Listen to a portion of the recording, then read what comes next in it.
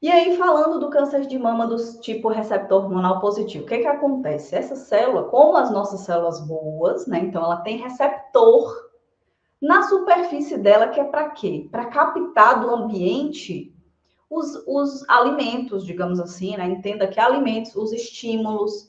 Então, uma glicose, um oxigênio, né? O que as nossas células, gente, elas consomem, né? Para sobreviver, tá? Então, a célula neoplásica, ela também vai consumir, só que ela consome numa quantidade, num processo muito maior, tá? Então, assim, ela vai consumindo. As nossas células também têm receptor que para hormônio. Os hormônios são sinalizadores também. Né? Então, as moléculas que estão ali não são à toa, né? Que o nosso organismo vai captar e vai desencadear ali uma ação. Então, pensa aí esse receptor, né? Como eu gosto de chamar, às vezes fazem uma alusão, até quando eu estou falando também de mecanismo de ação, interação medicamentosa, eu falo assim, entenda uma chave e uma fechadura. Então, eu tenho uma porta e eu tenho uma chave que entra nessa fechadura e que ela destranca essa fechadura e ela abre. Então, o receptor ali na célula seria mais ou menos isso. E a chave é o hormônio. O hormônio vem lá, se liga, né, e desencadeia um processo ali naquela célula, vai estimular ela a crescer ainda mais. Então, esses são os tipos de câncer de mama mais comuns, né, da maioria diagnosticados, são receptor hormonal positivo. Então, já começa daí para você entender esse tipo de tratamento, onde é que ele vai.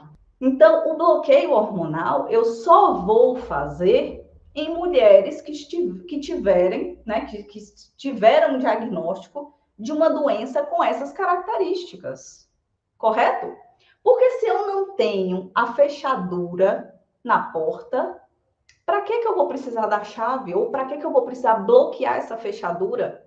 Vocês compreenderam o porquê do tratamento? Então, assim, só vai fazer bloqueio hormonal ou hormonioterapia, né, com tamoxifeno, anastrozol, letrozol, exemestano, aquela mulher que teve um diagnóstico onde a célula tinha aquela fechadura, ou seja, aquele receptor para o hormônio, né? Então, normalmente é buscado lá no exame de vocês e é na imunohistoquímica que vem lá. Às vezes vem como RE+, é receptor de estrogênio positivo.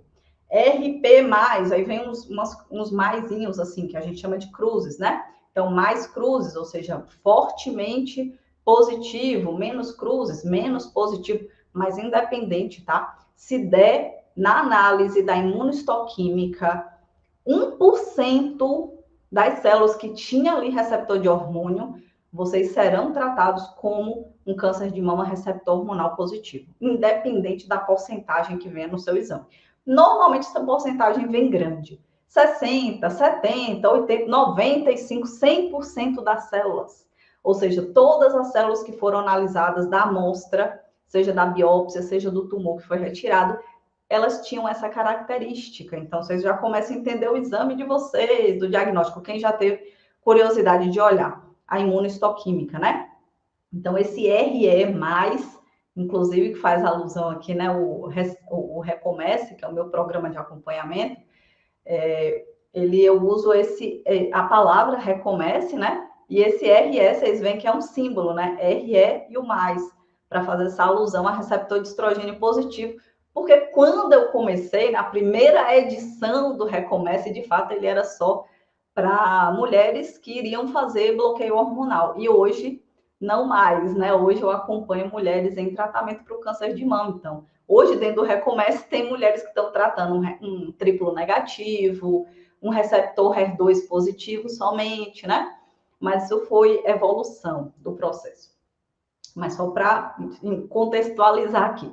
Então, a gente tem o receptor de progesterona, tem o receptor HER2, que é esse da proteína HER2, então ele aparece lá também. Se for positivo, vocês vão fazer também o bloqueio HER2, tá? Ou quando dá tudo negativo, não encontrou a fechadura, olha a fechadura, o receptor, não encontrou receptor de estrogênio, nem de progesterona, nem de HER2, então a gente fala que ele é triplo negativo, né? Então o câncer de mama triplo negativo, ele é isso. né, que ele não tem esses receptores. E aí o tratamento vai ser conduzido de outra forma, principalmente quimioterapia clássica, né?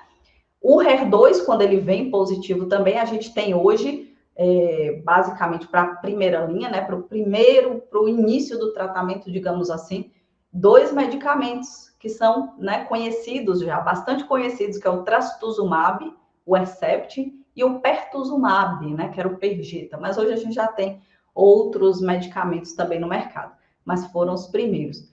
Então, a gente tem aí o que? A terapia-alvo. Esses dois são anticorpos, é uma terapia-alvo, ele vai no alvo do HER2, né? Então, a gente chama ele, é uma outra tecnologia de medicamentos, né? Mas o nosso foco aqui hoje é justamente essa outra fechadura, que é, né, o receptor de estrogênio, o receptor do hormônio, tá? Que é o principal, que é o estrogênio. Então, não é toda mulher que vai fazer bloqueio hormonal. Porque se o tipo do câncer que ela teve não teve receptor para hormônio, a gente não faz. A gente só vai fazer naquelas que tiveram receptor hormonal.